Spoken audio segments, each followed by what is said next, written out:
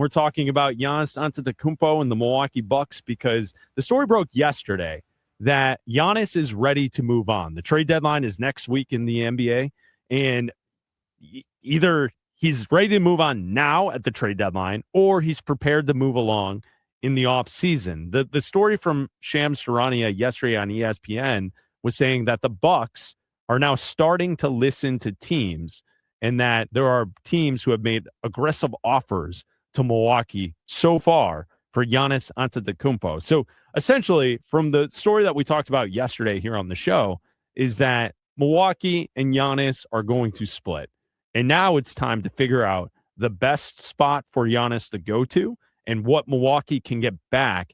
And a part of that is in what they receive. Is it enough of young players, picks, other items that could get it done where Milwaukee isn't in tank land for the next 10 years? Mm-hmm. Can they have a rebuild, much like we've seen some of the younger other teams kind of try and pull off in recent NBA history, and especially with the way the league is kind of running this season? A bunch of young teams are at the top of the conferences right now. You have both the Thunder and the Spurs in the West. You have the Detroit Pistons at the top of the East. There's other young teams that are playing good basketball. So it's something to keep our eyes on. Giannis Antetokounmpo, the best spot that he could land. I think it's pretty obvious. To me, the best spot for Giannis to land at would be Golden State with the Warriors.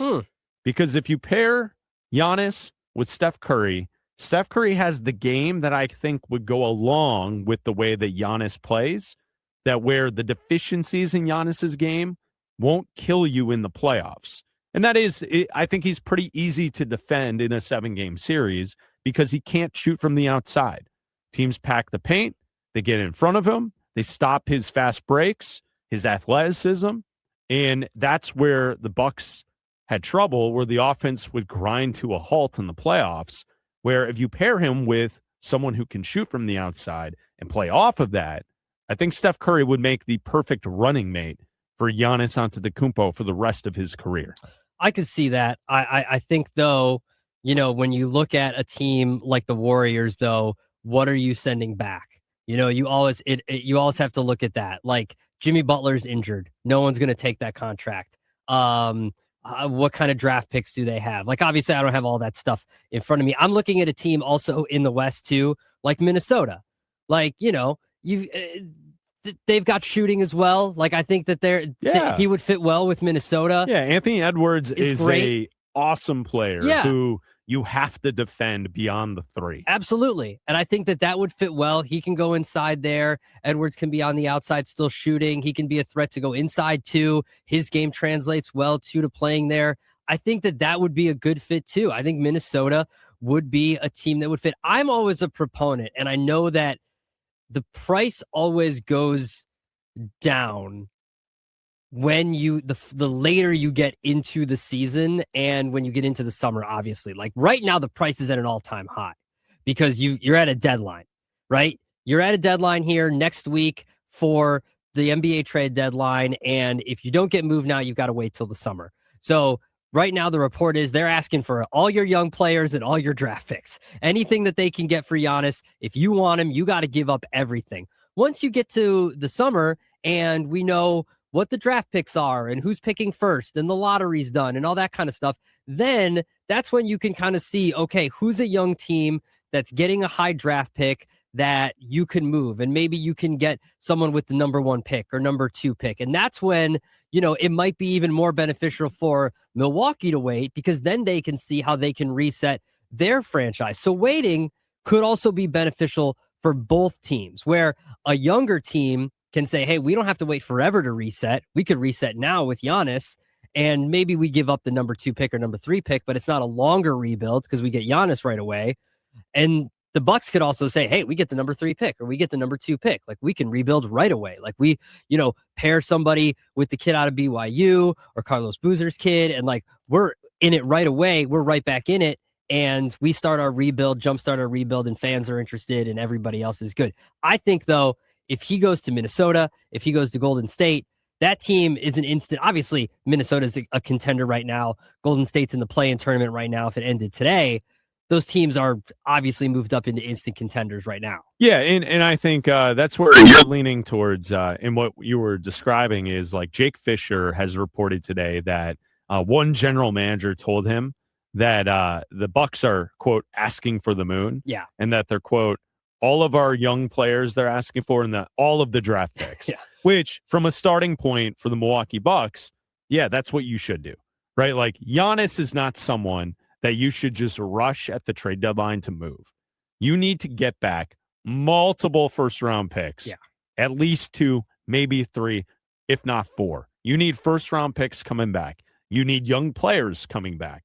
You need, as Abdalla was just laying that out there, to jumpstart a rebuild if you're moving on from Giannis, which clearly is the case. Mm-hmm. We've seen this coming throughout the season because to this point this year, it has looked like Giannis hasn't been happy. We talked about it like a week ago. There was a blowout loss to the Thunder at home. Remember, I made the joke heading into the game, Rivals Week. Yeah. You know, the NBA had Rivals Week. Yeah. Big time rivals, the Thunder and the Bucks. You know, because the rivalry is Shai Gilgeous-Alexander won a championship and was an MVP. Yeah. And Giannis won an MVP and won a championship. So therefore, you have rivals. That's what the NBA was selling to you. You could just sell it as former MVP and against former MVP. Like, I don't need a fake weekend to sell it. In the game, the Bucks got their ass kicked. Yeah. And Giannis, after the game, called out his teammates, saying the effort, saying they're not paying attention, all this stuff, right? And so when that happened, and like 2 weeks before that, you had Giannis stepping onto the court and the Bucks fans at home booing Giannis and the Bucks before halftime as they were down big in a game. And he gave them the old thumbs down. Mm-hmm. It's always good to give the old thumbs down to your home crowd. Yeah, people love that. Right? So it's heading to the direction of Giannis will not be a Buck for much longer. It's going to end. And so when we look at what the reporting from ESPN is today, that there are teams interested in Giannis. Here are the teams that are listed from Shams Charania on ESPN.com. Heat, Timberwolves, Knicks, Warriors. So those are the teams that are initially out there. Those are also kind of the teams that are always out there. Yeah. Except for the Timberwolves. The Timberwolves have made some big moves in recent years, but usually whenever you talk about any top-level NBA star moving, the Heat, the Knicks, and the Warriors are always in the conversation. You know, Miami, it's because of the location, the no state tax, and the fact that they've won multiple championships in multiple different runs. Mm-hmm. So there's proof of concept with the Heat. I get that. The Knicks desperately want to be involved always, right? It's a great basketball city. It may be the best basketball city in the country when things are going well. Oh, yeah. Like the way Knicks fans show up and the way the city of New York supports the Knicks, it's pretty sweet. It's pretty cool. It's great for the NBA. Mm-hmm. So I understand why they're involved. And for years, they've had Jalen Brunson now, and he's a star. He's absolutely a star. But they've been chasing the big star for years, since Melo left, essentially. In Golden State, they're in like a different category because they're holding on to what was cool. Like they're the ones who still have a cable package in your neighborhood. They're your friends who actually still subscribe to cable. And for the young people listening to the show, you used to have to pay a company to give you a bunch of channels. You don't just pay YouTube, or you have a Hulu stream, or you don't even watch TV at all. That's the Warriors. They had a championship. They have an all-time great player in Steph Curry, and they are desperately holding on to the way life used to be. And so every offseason, they enter the offseason with this idea that they can flip a couple pieces here and there, dangle out a Kuminga, and hope that someone can.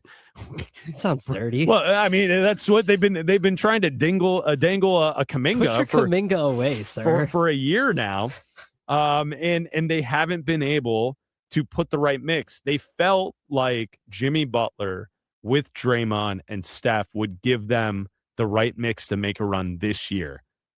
At times this season, they played really well. But at all their times, when others were injured or things weren't perfect, they're still a team that was battling to stay out of the play-in in the Western Conference. It's not like Jimmy Butler paired with Draymond and Steph Curry at this stage was light years ahead of everyone else, and they were the best team in the conference. They were for like a week at the start of the season, and then immediately dropped back down to 7, 8, 9, and that's what they've been battling. Yeah. They have Steph Curry, who still can play and still can be dangerous and still can be one of the best players in the league. He needs a lot of help at this stage, and with their ownership situation with Joe Lacob, he desperately wants to continue to win championships, and he tinkers, and he's trying to hold on to what was great while also chasing now. And so I get why the Warriors are involved in a possible team that could be interested in Giannis. The Timberwolves are fascinating. They're not usually the team that's thrown out there when a big top-level player hits the market. They have Anthony Edwards, though. And if you compare Giannis with Edwards, that could work. Yeah. I think that absolutely could work because, you know, what they have with Gobert and Randall now, and if you have to move Randall to then make way for Giannis, I think that would be cool. I think that would be okay. And they'd be really good defensively if that was the case. See, and that's the one I'm looking at out of all of those that are available, because if you're the Heat, what are you giving up? And then what are you going to be after you give up what it takes to give up Giannis? The team is just Giannis and a bunch of dudes, right? Yeah. If you're the Knicks, again, you're giving up everything, and then it's just Giannis and a bunch of dudes. And same with the Warriors. Well, the Knicks could give up OG Anunoby, and they could give up Mikal Bridges, and then still keep Karl Anthony Towns and Jalen Brunson. There's a way to work it out to keep Brunson. You could, yeah, you could. The Knicks theoretically could because they've paid 5 players with max money. I'm saying so they got enough of what the Bucks are going to want. Oh, no doubt. Like if you're a Milwaukee Bucks fan, like that, to take 2 role players from the starting lineup of the Knicks isn't. There's not a lot. Like no one wants Karl that. Anthony Towns. Like, well, no, or the other players that I mentioned. Like that doesn't really get jumpstart a Bucks rebuild, and that would all be in future first round picks. That's what would really determine the package, I'm guessing, because like that's kind of how Oklahoma City set up their team now. Yes, they traded Paul George, they traded Russell Westbrook, and they were able to get back future first round picks that they still have. They still have these picks. Yeah, they're still using them. Oh, I know. And now, as an NBA fan, the most fun would be the Timberwolves. To me, the most fun would be the Timberwolves. I want to see Edwards and Giannis play together. I think that defensively that would be great, and we all know that the game kind of shortens in the playoffs. Yeah, it becomes a half-court game, 7-game series. You have to deal with Edwards shooting, and we know that teams can really defend Giannis shooting in the playoffs. So I would love to see the Timberwolves as an NBA fan. I just think the Heat, you'd have everything that you would give up. You wouldn't have anything. And then it's just Giannis out there. And the Knicks, they can't get it done. The Warriors, I think they're holding on to Steph's shooting too much, obviously, because then it's just Steph and Giannis. Yeah. And then what you're going to have to give up Draymond probably because no one's going to take Jimmy Butler because he's hurt for the rest of the year. I saw Ricky O'Donnell put out a piece yesterday suggesting that you could get it done with the Warriors if you put Butler, Kuminga, like 4 first-round picks in it, and you could theoretically keep Steph Curry, Draymond Green, Giannis, and like that's what you're building with. You know, obviously, Giannis covers up a lot of what you're giving up. So, like, to be so fixated on you're giving up a lot of stuff, it's like, yeah, but it's also Giannis is now on your team as a great defensive player. Yeah. A player who commands a double team for sure when he's got the ball. And if it opens up a guy like Steph, then Steph can still shoot. That shot's not going away anytime soon. You know what I mean? So, like, that would be great. I think that's fine. But to me, the Timberwolves, Timberwolves would be number 1. Deep draft, too. It's a deep draft, and they might, at that time, be 2-time defending champions because they're the best team in the league right now. Mm-hmm. And they won it last year, and they still have 3 first-round picks in this upcoming draft. Mm-hmm. So, and I think that's where the Oklahoma City Thunder thing, I would not mess up what they have. Although, because they've stockpiled so many first-round draft picks in these various trades over the years, like Oklahoma City could get it done. They could send 4 first-round draft picks to Milwaukee and 1 player. Yeah. And that could be enough. I mean, if I wouldn't do it if I were a Thunder fan. I wouldn't do that because I would like to see this young group grow and have their run and see how it goes. But like if you put Chet Holmgren and 4 first-round picks on the table for Giannis, why would Milwaukee say no to that? I would do it because, well, yeah, I mean, if you're a Bucks fan, you get something. You get 4 first-round picks. You get Chet Holmgren, and then they're one of the teams that can get it done. Look, if you're the Thunder, I don't see why you wouldn't do it. Listen, young players are great, but they're also unknowns. Like Giannis is a known commodity.